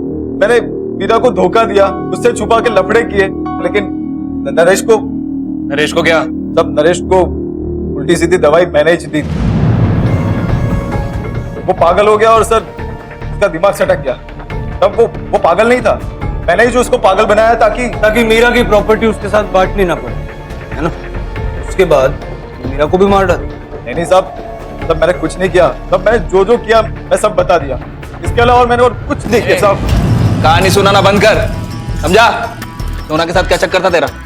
पार्टनर थे ना तुम दोनों, मार दिया ना तूने उसे? सोना को मैंने नहीं मारा साहब। और पार्टनर सब वो मेरी पार्टनर नहीं थी सर, वो तो मुझे भाव भी नहीं देती थी। नफरत करती थी तो फोन पर इतनी बातें क्यों करता था उसके साथ? बोल।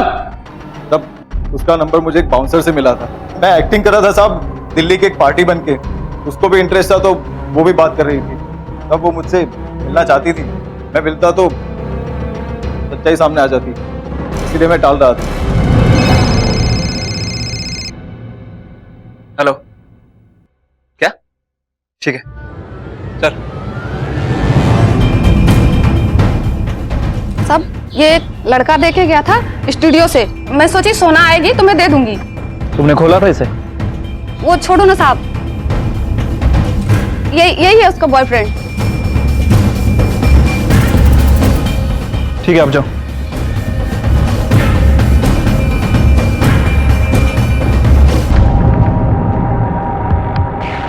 हेलो सर, हम लोग गलत सोच रहे थे। सोना का चक्कर सुनील के साथ नहीं बल्कि किसी और के साथ चल रहा था। Okay sir. सर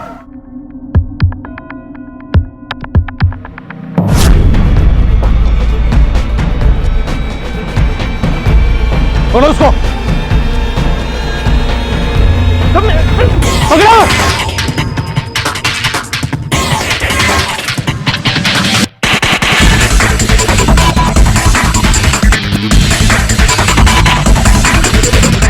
अब पता चला ये इतना धीरे धीरे बात क्यों करता है। इसकी जबान बड़ी धीरे चलती है, लेकिन दिमाग जरूरत से कुछ ज्यादा ही तेज चलता है।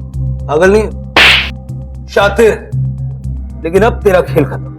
अब तू सीधे सीधे सब कुछ बताएगा या मैं अपने तरीके से उगलवाऊं? साहब, मीरा मेरे इलाज के लिए लाली को गायब करने वाली थी, मालूम था मेरे को। मीरा, तू लाली को मुझे दे देना। इतनी दूर उसको अकेली छोड़ने का क्या फायदा? मैं रखूंगा ना उसको अपनी बेटी बना के। पागल है क्या तू? अरे सुन, सबको लगेगा कि तूने उसे किडनैप किया है, जेल में डाल देंगे तुझे, समझा ना? लाली के साथ जो हुआ उसको देख के मेरे को लगा ये तो मैं भी कर सकता हूँ। किसी भी छोटी बच्ची को अपने साथ लेके जाके मैं अपनी बेटी बना के रख सकता हूँ। फिर मैं, बच्ची और सोना। सोना को कैसे जानता है? साहब, बीवी तो वो मेरी, लेकिन वो घर पे रुकती ही नहीं थी, रोज चली जाती थी, पता नहीं क्यों। सोना, रुकना। काय को जाती तू रोज रोज? रुक क्या, मैं तेरी बीवी हूँ क्या? अरे बीवी तो है, ये मंगलसूत्र भी तो मेरे नाम का पहनती है तू।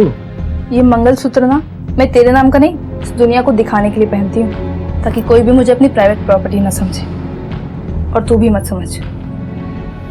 बड़ा इसलिए मेरे को लगा कि अगर बच्चा आ जाएगा तो सोना को अपनी जवाबदारी समझ आएगी, तो वो फिर घर से नहीं जाएगी। उस दिन विजया मेरे से टेरेस की चाबी लेने के लिए आई। वॉचमैन अंकल, टेरेस खोल दो ना, मेरी बॉल ऊपर चली गई है। उसको देखा तो मेरे को लगा कि यही मेरी बेटी है। इसको अपने साथ लेके जाऊंगा और अपनी बेटी बना के रखूंगा, और मैं, वो और सोना एक साथ मस्त फैमिली की तरह रहेंगे। लेकिन वो नहीं मानी। बेटा तू मेरी बेटी बनेगी ना? हाँ, और मैं तेरा पप्पा, सोना तेरी मम्मी। बेटा मस्त फैमिली के जैसे रहेंगे, बहुत मजा करेंगे। मैं पापा को आपके बारे में सब कुछ बता दूंगी। नहीं बेटा, लाली के जैसे विजय को भी, रितु बेचारी, उसके माँ बाप को उसकी पड़ीच नहीं थी। मुझे लगा इसको मैं बहुत प्यार दूंगा, बहुत। आजा बेटा, चल बेटा।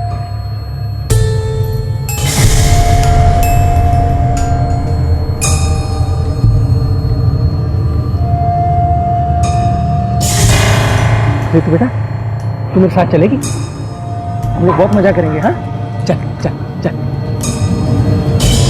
लेकिन मीरा को प्रॉब्लम थी मेरी खुशी से। फंस जाएगा तू दादा, मत कर ये पागलपन। ये सब तेरी बीमारी की वजह से हो रहा है।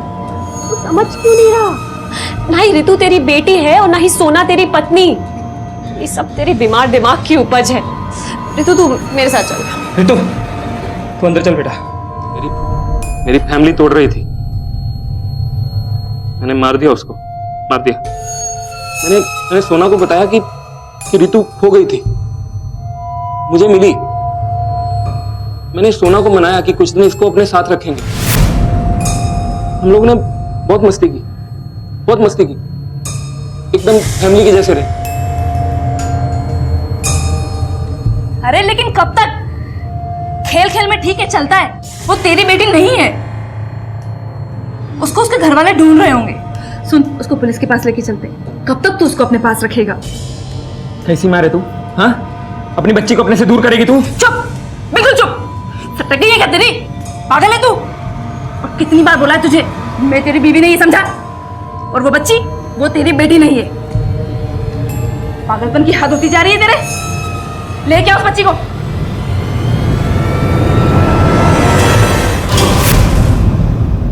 बायोनेट कहां से आया तेरे पास? गार्ड की नौकरी से पहले मैं एंटीक शॉप पे काम करता था, वहीं से चुराया था। झरना पटेल और प्रीति सिंह, इन दोनों को क्यों? धोखेबाज थी ये दोनों। बीवी मेरी थी और घूमती किसी और के साथ थी। जब भी मैं बात करने के लिए जाता तो धमका देती थी मेरे को। विजया, मीरा, सोना और ये दो, सबको मार दिया। अरे तेरा वहम है ये, इनमें से कोई तेरी बीवी नहीं थी। सुनील ने खुद हमें बताया, उसने धोखे से तुझे गलत दवाइयां खिला दी और जिसके चलते तेरी ये दिमागी हालत है। तू ये बता, रितु का है? रितु!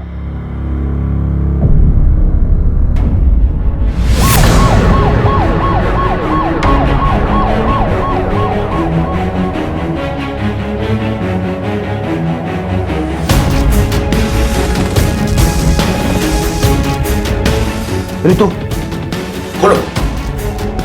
रितु,